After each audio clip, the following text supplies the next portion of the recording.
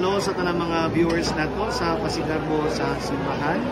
So, niat na din karon sa lubungan ang gyud ni Monsignor Fred Riquimbeg dinisulod sa chapel sa mga kamatrihan sa Living the Gospel Community. So, nahuman ang atong misa. Unya, na-responsuhan na si Monsignor Fred, naduaw na nato.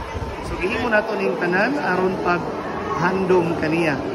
Sa ato paghandom kaniya, ato siyang ipasalamatan tungod kay pinaagi ni Monsignor Fred. Daghan kayo ang kinabuhi nga natandog, kinabuhi nga nabago gumikan sa iyang gi-initiate nga charismatic renewal movement.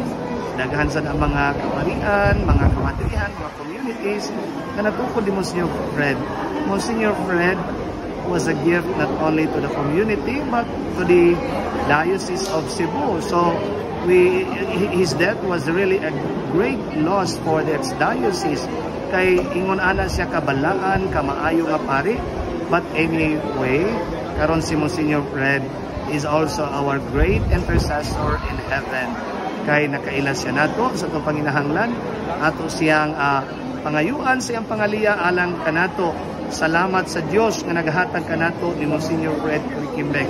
Salamat Ginoo sa kinabuhi ni Monsignor Fred alang kanamo.